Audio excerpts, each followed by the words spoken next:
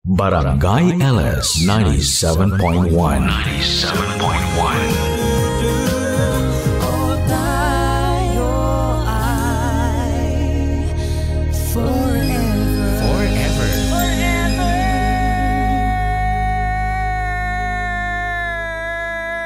Forever! Tatay, ama, daddy, papa. Ano man ang tawag natin sa kanila, sila ang kokompleto sa ating pagkatao. Sila ang nagpapatatag sa ating pamilya. Kaya sila ang tinuturing nating haligi ng tahanan.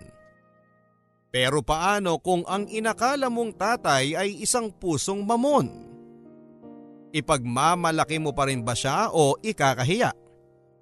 Ako po ang inyong si Papa Dudut sa mga kwento ng pag-ibig, buhay at pag-asa. Dito sa Barangay Love Stories.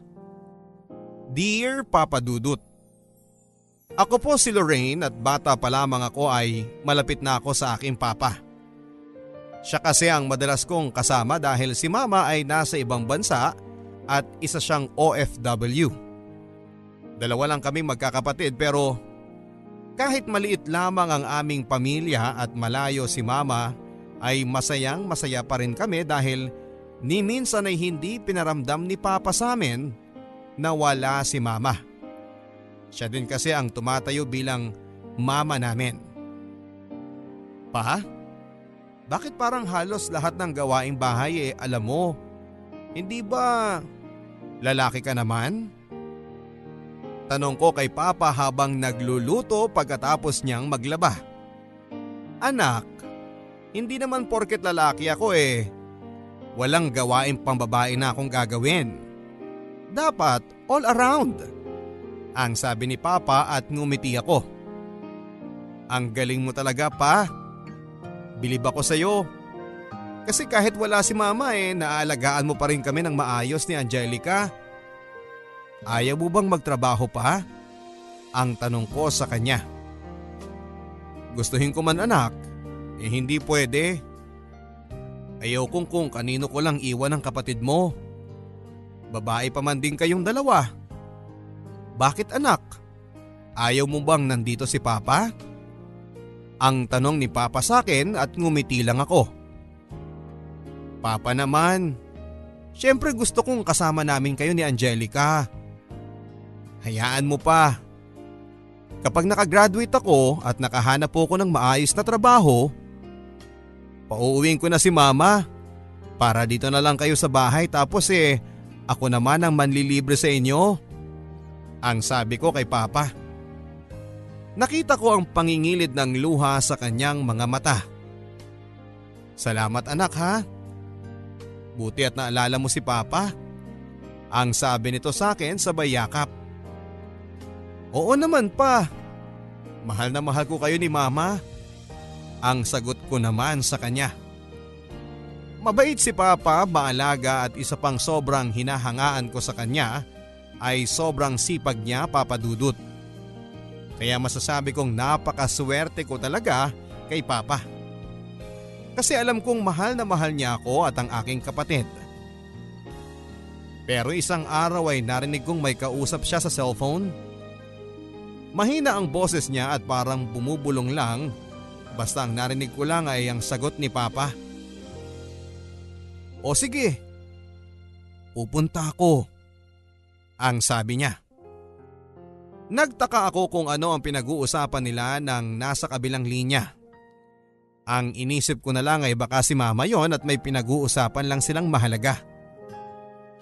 Magmula noon Papa Dudut ay ewan ko ba pero unti-unti na akong nagdududa sa mga kinikilos ni papa. 4 na taon na ang nakakalipas Papa Dudut, graduate na ako ng high school pero simula noong last na uwi ni mama ay hanggang ngayon ay hindi pa rin siya bumabalik.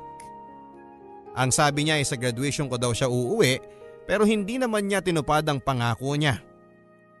Sobra na nga ako nagtatampo kay mama.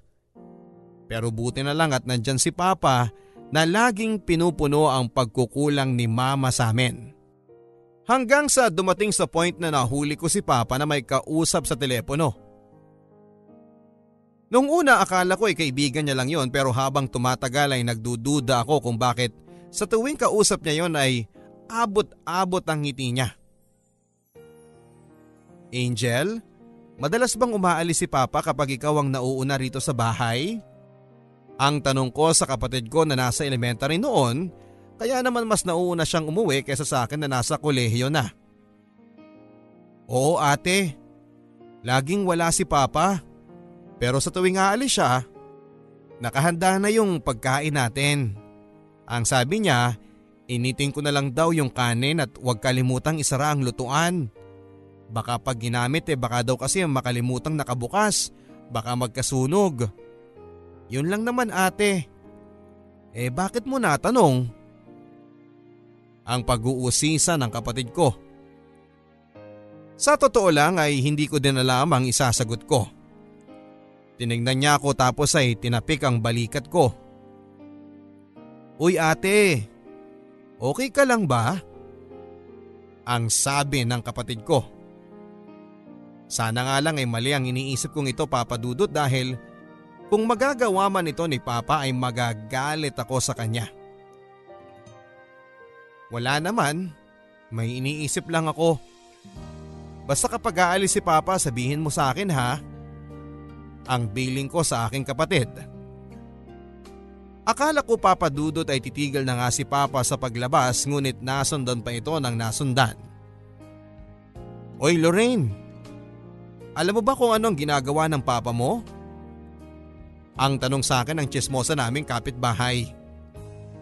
Hindi ko na sana yon papansinin Papa Dudut, kaya lang ay masyado siyang maingay para hindi ko marinig.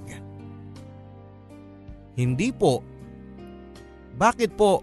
May alam ba kayo? Ang tanong ko naman dito. Baka sakaling may maganda siyang maisasagot sa akin. Yang Papa mo, lagi naming nakikita na may kasamang iba. Sinusundo sa hotel. Naku ha, yan ang nga bang sinasabi ko Porket wala dito ang mama mo, ganyan ang gagawin niya. Ay naku, ang mga lalaki talaga. Hindi makontento sa isa. Ang pagdidiin pa nito. Noong una ay ayaw ko sanang patulan ang mga sinasabi niya, pero andito na rin lang kaya tinanong ko na. Sino po ba yung nakita niyong kasama ni Papa? Ang tanong ko. Yung isang babaeng maganda tapos sexy. Nako, kung ako sa inyo, sasabihin ko na sa mama mo. Baka mamaya hindi nyo na namamalayan na iiwanan na pala kayo ng Papa nyo. Ang sabi niya sa akin. Bumilis ang pintig ng puso ko at gusto kong sabihin kay mama ang lahat ng nalaman ko, pero nagpigil ako, Papa Dudut, dahil ayokong masira ang pamilya na meron ako. Nagdaan pa ang mga araw, Papa Dudut, at lagi ko na ngang hindi naaabutan si Papa sa bahay. Pero si Papa yung tipo ng magulang na aalis pero sisiguraduhing maayos na ang lahat sa bahay. Nakaluto na siya, ready na ang higaan, pati ang mga uniform namin kinabukasan ay planchado na. Kaya nang makakuha ko ng tiyempo, wala kaming pasok noon, kaya naman nagkaroon ako ng pagkakataon na i-one-on-one si Papa. Aalis na sana siya noon, Papa Dudut, kaya naman kinausap ko na siya habang nag-aayos siya ng gamit niya. Pa? Saan ba kayo pupunta at saka bakit hindi na tumatawag ang mama sa atin? Ang tanong ko dito at tumingin siya sa akin. Anak, nagtatrabaho si Papa para sa inyo. Ang mama niyo naman, kaya hindi tumatawag ay busy lang sa trabaho niya. Stricto raw ang bago niyang amo, kaya hindi siya makatawag. Ang sabi ni Papa. Nakita ko naman ang senseridad sa mukha ni Papa, kaya naman hindi na ako nagduda pa sa mga sagot niya. Papa, kung may trabaho ka, bakit tuwing gabi lang? Hindi ba kadalasan ng trabaho sa umaga? Ang sabi ko ulit sa kanya. Ngumiti lang si Papa sa akin tapos ay kinerot ang ilong ko. Ang anak ko talaga, napakadaming tanong, Matulog ka na kaya? Bukas may pasok na kayo at saka huwag ka nang masyadong mag-isip ng kung ano-ano dyan. Basta anak, nandito lang si Papa ha. Hindi ko kayo pababayaan. Ang lahat ng ginagawa ko ay para sa inyo. Okay? Ang sabi ni Papa. Sa ganoong pamamaraan ni Papa ay nakukumbinsi niya ako na wala siyang ginagawang masama. Pero minsan Papa Dudut, ay napapaisip talaga ako kung ano ang meron sa trabaho ni Papa. Labag man sa aking kalooban na usisain pa yon ay parang may kung ano sa puso ko na nagtutulak sa akin para alamin ang katotohanan. Makailang ulit ko pa rin naririnig ang chismis sa pambababae ni Papa. May kasamang babae tapos papasok sa bar. Sa tuwing iniisip ko na gagawin yun ni Papa ay sumasama ang loob ko. Kaya naman ako na mismo ang gumawa ng paraan para malaman ang katotohanan. Hindi ako pumasok noon sa isang subject ko para lang abangan si Papa. Sa lugar na sinasabi ng mga kapitbahay namin na lagi nilang nakikitang may kasama siyang babae na pumapasok daw sa bar. Mga bandang 7:00 na ng gabi yon, sa hindi kalayuan ay naaninag ko nga si Papa. Halos mga togang tuhod ko sa aking mga nakita. Tama nga ang sabi-sabi tungkol kay Papa. May kasama siyang babae na pumasok sa bar. Paulit-ulit kong sinasabi sa sarili ko na hindi totoo pero kitang-kita ng aking mga mata. Niloko kami ni Papa. Niloko niya lang kami. Pagkatapos ng araw na yon ay hindi ko na alam kung paano ko haharapin si Papa. Hindi ko rin alam ang gagawin. Kung sasabihin ko ba sa kanya na nakita ko siyang may kasamang iba o itatago ko na lang ito para mapanatiling buo ang pamilya namin. Si Mama na dapat kong pagsabihan lang ng hinanakit ko ay wala din at hindi ko din makontakt. Hindi ko na alam kung saan ako lulugar, Papa Dudut. Kaya naman minabuti ko na lamang nakausapin si Papa ng masinsinan. Bahala na kung ano ang malaman ko. Aalis na ulit sana siya nang bigla ko siyang harangin. Anak, bakit hindi ka pa pumasok sa loob? Malamok dyan sa labas. Pa, ano ba talagang trabaho mo? Anak, ano bang klaseng tanong yan? Driver ako ng bus kaya gabi lang ako umaalis. Driver ba talaga? Nagtatrabaho ko ba talaga o nambababae? Anak, wag mong sabihing naniniwala ka sa mga chismis sa akin ng mga kapitbahay. Noong una pa ayaw ko talaga maniwala eh. Pero nung nakita na mismo ng mga mata ko, doon ako nagsimula magduda kung totoo ba talagang sinasabi niyo sa akin. O mas paniniwalaan ko yung sinasabi ng ibang tao. Anak, maniwala ka sa akin. Wala akong ginagawang masama. At gaya ng paulit-ulit kong sinasabi sa'yo, ang lahat ng ginagawa ko ay para sa kabutihan yung dalawa ng kapatid mo. Hindi ko na alam pa. Pero kung totoo yung sinasabi niyo, bakit nakita kitang may kasamang babae nung isang gabi tapos pumasok kayo sa bar? Anak, maniwala ka sa akin. Wala akong intensyong masama. Ang hinihingi ko lang sa'yo ngayon, anak, ay konting pang-unawa. Balang araw, maiintindihan mo din ako. Hindi ko talaga alam kung ano ang ibig sabihin ni Papa sa mga sinabi niyang yon. Pero nang dahil na rin sa mga nakita ko ay nagsimula nang magbago ang pakikitungo ko sa aking ama. Kumuha ako ng kursong education, Papa Dudut, dahil yun talaga ang pangarap ko. Dati porsigido ako makatapos para mabigyan ng maginhawang buhay sina Mama at si Papa. Pero ngayon ay parang unti-unti na ako nawala ng amor sa pag-aaral. Lalo na sa mga nangyari kay Papa na pambababae. Hanggang sa makilala ko si Jeric. Niligawan niya ako ng 1 buwan at hindi nagtagal ay sinagot ko na rin siya. Sa tuwing kasama ko si Jeric ay nababawasan ang bigat ng mga iniisip ko. Ang daming dumating na problema, Papa Dudut. Noong una akala ko ay kaya kong lampasan ito ng mag-isa. Pero hindi pala. Nagtrabaho ako sa isang fast food chain bilang isang crew Nag-working student ako para nang sa ganon ay malibang ako kahit na sinusustentuhan naman ako ng maayos ni Papa. Pero napabarkada ako, Papa Dudut. Nawalan ako ng patutunguhan sa buhay. Naging laman ako ng bar kasama ng mga barkada ko. Bagay na madalas naming pagtalunan ni Papa. Anak, bakit ka naman umuuwing lasing? At saka kailan ka pa natutong uminom ng alak? Ang tanong ni Papa nang minsang maabutan niya akong umuwi sa bahay na paggewang-gewang sa daanan.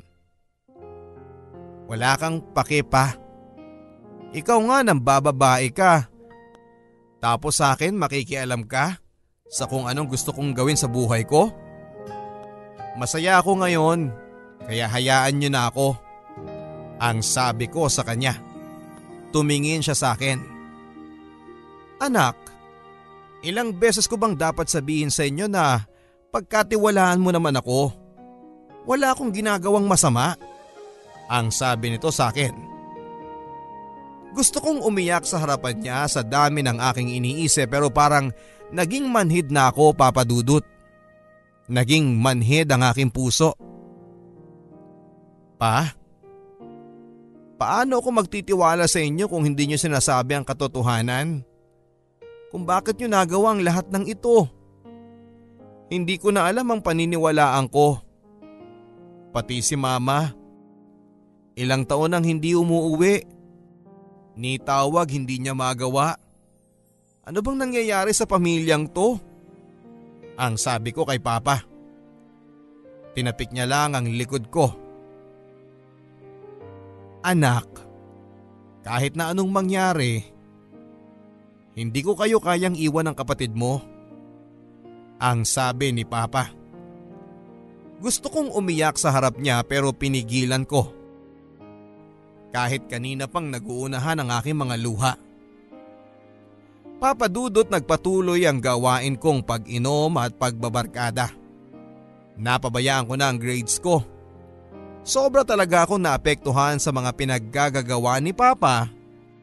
At hanggang ngayon ay palaisipan pa rin sa akin kung dapat ko ba siyang pagkatiwalaan gaya ng mga sinasabi niya o dapat nga ba akong magalit dahil sa ginagawa niya.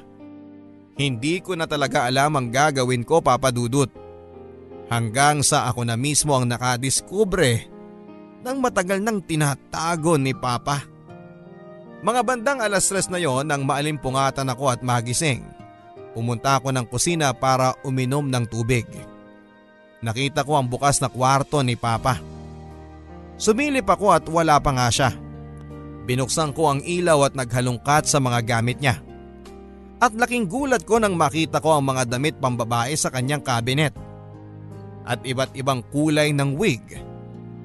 Hindi ko alam kung para saan ang mga yon, Papa Dudut. Muntik na akong mahuli ni Papa dahil saktong-sakto ang pagdating niya. Sumilip ako sa bintana ng kanyang kwarto at halos lumuwa ang aking mga mata. Nakita ko si Papa. May kasamang lalaki at magkahawak pa sila ng kamay. Pinisil niya ang pisngi ni Papa bago tuluyang umalis. Ang lakas ng pintig ng puso ko noon, Papa Dudut. Mas lalo naman nang makita ko ang reaksyon ni Papa. Na parang kilig na kilig talaga. Dali-dali akong lumabas ng kwarto at gusto kong kausapin na sana si Papa tungkol sa aking mga nakita pero hindi ko muna ito ginawa habang hindi pa malinaw ang lahat sa akin. Nakapag-decide ako, Papa Dudut, na pumunta mismo kung saan ko nakita si Papa. Sinakto kong nakaalis na siya ng bahay. Nakita ko ang makailang ulit niyang tawag at text sa akin pero hindi ko yon pinapansin. Malamang ay nagwo-worry na siya dahil hindi pa rin ako nakakauwi. Hindi ko alam kung saan ko makikita si Papa. Masyadong maingay at masyadong mailaw ang pinasok kong lugar. Maraming tao at ang lakas ng mga hiyawan nila sa mga nagpe-perform. Isang bar ang pinagtatrabahuhan ni Papa. Hindi siya tulad ng bar na iniisip ko dahil mga bakla ang performer dito. Hindi sila sumasayaw, nagpapatawa sila at karamihan din sa mga waitress ay bakla na aakalain mong babae talaga sa una mong kita. At sa hindi kalayuan ay nakita ko si Papa na nanonood din. Hindi siya nakadamit panlalaki. Nakawig siya. Nakasuot ng bestida. Agad ko siyang nakilala dahil sa suot niyang relo na ibinigay sa kanya ni Mama noong wedding anniversary nila. Mali ako nang iniisip kay Papa. Hindi pala siya ng bababae. Kasi isa siyang bakla. Kung tutuusin ay wala naman talagang ginagawang masama si Papa. Nagtatrabaho siya bilang isang stand-up comedian sa isang bar. Palipat-lipat pala si Papa kaya pala minsan ay hindi ko siya nakikita dito. Yun ay ayon na rin sa mga napagtanungan ko na mga nakakatrabaho niya. Hindi ko alam kung paano ko ulit kakausapin si Papa. Wala man siyang ginagawang mali pero itinago niya pa rin ang kanyang tunay na pagkatao. Bakla ang papa mo. Ang paulit-ulit na narinig ko, Papa Dudut, sa aking kasintahan. Gusto kong magalit sa kanya at gusto kong ipagtanggol si Papa pero wala akong magawa dahil alam kong totoo ang lahat ng yon. Kinausap ko si Angel tungkol sa mga kinikilos ni Papa at nagulat ako sa mga sinabi niya. Ate, matagal ko nang alam na ganyan si Papa. Minsan, binibihisan pa niya ako ng gown at inaayusan. Wala naman akong nakikitang mali sa ginagawa ni Papa. Maayos naman ang pagpapalaki niya sa atin. Kaya sana, huwag ka nang magalit sa kanya. Ang kasalanan lang naman niya ay hindi sa atin sinabi ang totoo niyang pagkatao. Pero naging mabuti pa rin siyang ama sa atin. Ang sabi nito sa akin habang nakatingin lang. Kahit na, mas okay sana kung sinabi niya kaagad sa atin. Kaso anong ginawa niya? Naglihim siya, hindi ba? At si Mama, paano na lang kapag nalaman ni Mama to? Masisira na ang pamilya natin ang dahil sa pagkatao ni Papa. Ang madiin kong sabi sa aking kapatid. Ate, may sasabihin pa ako sa iyo. Ang sabi niya na mukhang seryosong seryoso. Si Mama, kaya hindi na siya umuuwi kasi may iba na siyang pamilya sa ibang bansa. At lahat ginagawa ni Papa para matustusan ang pangangailangan natin. Alam mo ba ate na nagbebenta ng balot si Papa tuwing gabi kapag mahina ang kita sa bar? Minsan pa nga ay nagbebenta siya ng taho tuwing madaling araw. Kaya hindi na natin siya naaabutan sa bahay kasi ginagawa niyang lahat para may maginhawa tayong buhay. Kaya sana ate huwag ka nang magalit kay Papa. Ang sabi sa akin ng kapatid ko. Para akong binuhusan ng malamig na tubig sa mga sinabi niyang yon. Noon pa man ay sira na pala ang pamilya namin. Hindi ko na alam ang gagawin ko at mabuti na lang at nandyan si Jeric na nagpapasaya sa akin. Mahal, sa bahay na lang tayo. Huwag ka nang umuwi sa inyo. Magsama na tayo. Ang alok niya sa akin. Napangiti ako dahil pakiramdam ko ay ayaw na sa aking mahiwalay ni Jeric. Pumayag ako at hindi nag-isip, iniwan ko si Angelica kay Papa. Inisip ko na lang na total ay wasak na ang pamilya namin at may tatay pa akong bakla. Pinipilit ako pabalikin ni Papa pero hindi ko siya pinakinggan. Nagmatigas ako. Tuwing papasok ako ay naririnig ko na lamang ang mga kaklase ko na inaasar ako. O yung tatay niyang bakla nagkatrabaho sa bar. Nakakita ka na ba ng tatay na nagbibistida at nagmi-makeup? Sabay tawa nila. Hindi ko man lang maipagtanggol si Papa kasi alam kong totoo. Kaya naman mula noon ay umuwi na ako sa bahay nila Jeric at nagsama na kami. Sa tuwing kasama ko siya ay nakakalimutan ko ang aking problema. Mabuti na lang at may isang katulad niya sa aking buhay. Kahit na iniwan ko na sina Papa at Angelica ay tuloy pa rin ang sustento sa akin ni Papa. Ang sabi ni Angel ay lagi na lang daw may sakit si Papa. Pero ganoon pa man ay pumapasok pa rin siya kasi magka-college na rin ang aking kapatid at gusto raw ni Papa ang makatapos din siya ng pag-aaral. Sumama din ang loob ko, Papa Dudut, dahil hindi sinabi ni Papa sa akin. Mabuti pa kay Angelica at sinabi niya lahat pero wala akong kaalam-alam. Ayaw kasi ni Papa na magkaproblema ka. Alam mo kung gaano kanya kamahal kaya sana bumalik ka na, ate. Ang pagsusumamo ni Angel sa akin. Pero nagmatigas ako, Papa Dudut, dahil masaya na ako sa piling ni Jeric. Pero habang tumatagal ay unti-unti din siyang nagbago. Hindi na ako nakakapasok kasi lahat ng allowance ko at pantuition ay kinukuha niya at ginagamit niya para sa kanyang bisyo. At ang pamilya niya noon ay nagbago din ang pakikitungo sa akin. Nagsisisi ako at pakiramdam ko ay ginamit lang ako ni Jeric at ang masaklap niyan ay nambababae siya. At hindi ko din inakala na hahantong ang lahat sa ganito. Mahal, lasing ka na naman. Please, bawasan mo na yung pag-iinom mo. Wala kang pakialam, buhay ko to. Paalalahanan lang kita, Jeric, ha? Sumama ako sa'yo kasi akala ko maaalagaan mo ko, pero ano tong ginagawa mo? Hindi ako nakakapasok ng dahil sa'yo. Lahat ng allowance ko ginagamit mo, pati ng pamilya mo. Alam mo, kung lahat ng yan isusumbat mo lang sa akin, mabuti pang bumalik ka na doon sa tatay mong bakla. Ngayon pa? Kung kailan buntis na ako? Buntis ako, Jeric, at ikaw ang ama. Ha? Hindi sa akin yan. Baka kung kaninong lalaki lang yan. Anong hiya ka, Jeric? Pagkatapos kong ibigay sa'yo lahat, ito ang gaganti mo? Ang masaya naming pagsasama ni Jeric ay sa ganoong paraan lang natapos at hindi ko alam ang gagawin ko. Hindi ko alam kung saan ako pupunta. Ayoko nang bumalik sa amin kasi ayokong makita si Papa. Pero anong gagawin ko? Hindi ko na alam kung saan ako pupunta. Wala na akong ibang malalapitan kundi si Angel, ang aking kapatid, kaya kinausap ko siya tungkol sa aking sitwasyon. Ate, bumalik ka na. Miss na miss ka na namin ni Papa. Ang sabi nito sa akin. Ayoko nang bumalik doon. Hiyang-hiya na ako sa ginawa ko at paano ko sasabihin kay Papa na nabuntis ako. Ang sabi ko sa kanya. Nanlaki ang mga mata ni Angel at nagulat siya sa mga sinabi ko. Tama ka, Angel.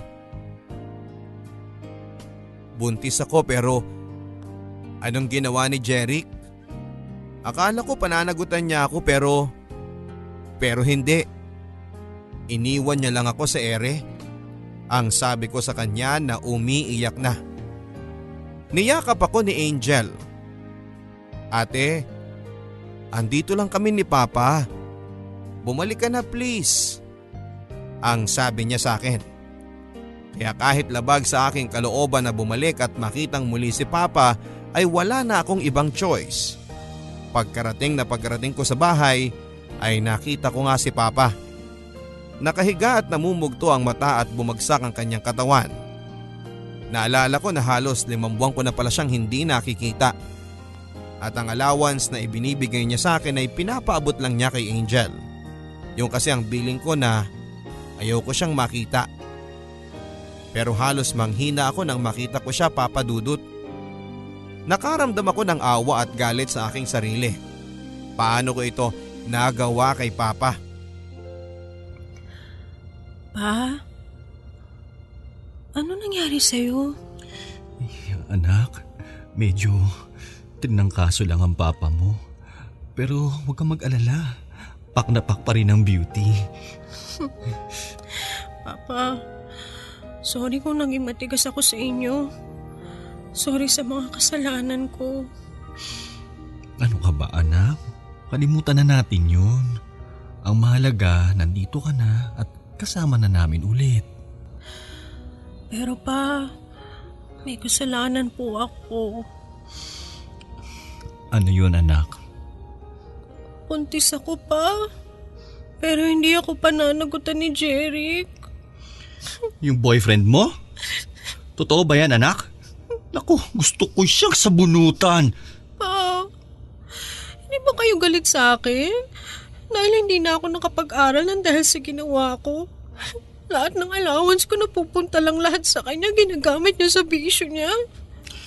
Anak, wala na tayong magagawa kung yun na nangyari. Ang mahalaga ay alam mo na ang pagkakamali mo. Salamat pa. Pinangako ko pong bubuhayin ko na maayos yung anak ko kahit ako lang mag-isa. Kahit anong mangyari anak, hindi ka mag-iisa dahil kasama mo kami. Laking pasasalamat ko, Papa Dudut, dahil buong puso pa rin akong tinanggap ni Papa sa kabila ng mga pagkukulang ko at sa aking mga nagawang pagkakamali sa kanya. Kaya ngayon ay handa na akong magbagong buhay para sa aking pamilya at sa aking magiging anak. Nagkasakit si Papa, pero mabuti na lamang at naagapan at hindi naging malala dahil daw ito sa kanyang paninigarilyo. Kaya naman minabuti na niyang tigilan ang kanyang pagyoyosi. Ako naman, Papa Dudut, ay nagpatuloy sa pag-aaral kahit buntis ako. Hindi ito naging hadlang sa aking kagustuhang makapagtapos ng pag-aaral. Hanggang sa unti-unti ay nakatapos na ako. Kasama ko sa aking sinapupunan ng aking anak. Laking pasasalamat ko, Papa Dudut, sa pangalawang pagkakataon na ibinigay sa akin ni Papa. Pero sa aking 7 buwan na pagdadalang tao ay nakunan ako, Papa Dudut. Sobra akong nalungkot sa mga nangyari. Para ba akong siningil ng tadhana dahil sa mga nagawa ko kay Papa? Papa, bakit ganun? Kung kailan handa na akong magbago, parang pinagpapayad ako ng tadhana sa mga nagawa ko sa inyo. Anak, huwag mong isipin yan. Hindi naman natin ginusto na mawala ang anak mo. Pero pa, walang ibang dapat sisihin dito kundi ako dahil sa mga nangyayari sinisingil na ako ng karma. Basta anak, kahit na anuman ang pagdaanan mo ay nandito pa rin kami ng kapatid mo. At hindi ka namin iiwan. O siya, huwag ka nang umiyak. Aura na para pak. Si Papa talaga, kahit kailan joker. At least napapatawa kita. Mahal na mahal kita, anak. Mahal na mahal din kita pa. Pangako sa susunod na magmamahal ako, ang hahanapin ko yung katulad nyo. Katulad kong pusong mamon?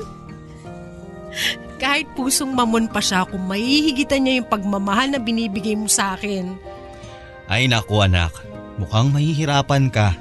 Kasi wala nang hihigit pa sa pagmamahal ko sa inyo.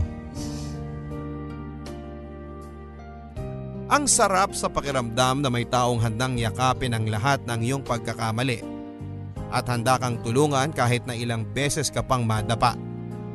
Yung mamahalin ka ng walang pag-aalinlangan at lahat ng yon ay natagpuan ko lang sa aking Papa.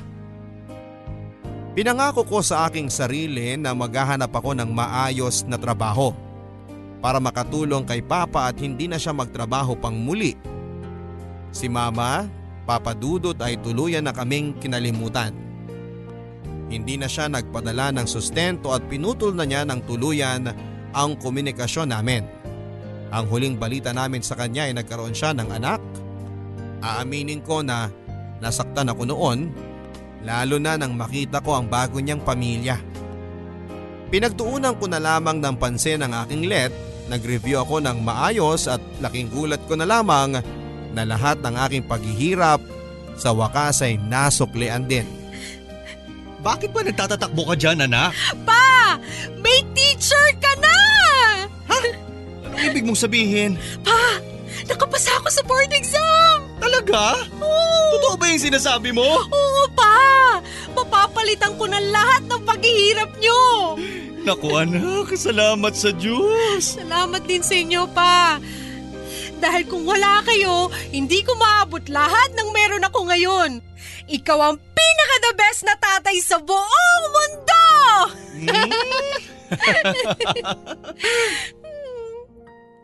Ang sarap palang sabihin yon kay Papa. Dahil deserve niya namang matawag na the best na ama. Kahit nakakaiba siya sa ibang tatay na brusko na imbes na manuntok kapag may nangaapi sa kanyang anak ay pipiliing manabunot ng buhok kapag may kaaway ka. Nakakatawa pero hindi ko kinakahiya si Papa. Bagkos ay pinagmamalaki ko siya na naging ama ko. Sa ngayon, Papa Dudut, ay mayroon na rin akong sariling pamilya at nakapag-asawa na rin. Principal na ako sa school na pinagtatrabahuhan ko. Matagal ko mang nakuha ang lahat ng meron ako ngayon ay tinutuon ni Papa ang lahat ng sinabi niya na kahit anuman ang pagdaanan ko ay hindi niya ako iiwanan. Si Papa pagkatapos ko makaipon ay binigyan ko ng puhunan para sa sarili niyang negosyo, ang beauty parlor. Mabenta si Papa lalo na sa mga kabarangay namin dahil magaling siyang hairstylist. Sa edad na 50 ay malakas pa ring maggupit, mag-straight, magkulot at magkulay ng buhok. Kahit mga pedicure at manicure ay alam ni Papa. May mga kasama din siya sa salon, kaya minsan sabi ko wag na siyang magtrabaho pero siya itong mapili talaga. Libangan na lang daw niya ito, lalo na kay Angelica na lagi niyang inaayusan dahil mahilig ang aking kapatid sa pagsali sa mga beauty pageant. Dahil na rin kay Papa. Kaya ayon, ang saya-saya nilang dalawa. Ako naman ay binayayaan ng masipag at responsableng asawa at may isa na rin po akong anak na si Abilene. Masayang masaya ako sa naging takbo ng aking buhay kahit mahirap man noong una ay natutunan kong mahalin ang pagkatao ni Papa. Na dati kong kinakahiya pero ngayon ay pinagmamalaki ko na. Kaya para sa the best kong Papa sa buong mundo, mahal na mahal kita at kahit na sa iyong pagtanda, pakahawakan mo ang aking pangako sa iyo na hindi kita pababayaan at hindi ko susukuan gaya ng ginawa mo sa akin noon. Maraming salamat po Papa Dudut sa pagkakataong ibinigay niyo sa akin upang ma-share ko sa inyo ang aking buhay. Happy Father's Day sa lahat ng ama natin. More power po sa inyong programa. Ang inyong kapuso at kabarangay, Lorraine. Minsan hindi natin maintindihan ang ating mga magulang. Lalong-lalo na sa ating mga tatay na masyadong mahigpit po sa atin. Minsan ay nasasakal na tayo dahil gustuhin man nating tumayo sa ating mga sariling paa ay hindi natin magawa dahil kailangan natin silang sundin.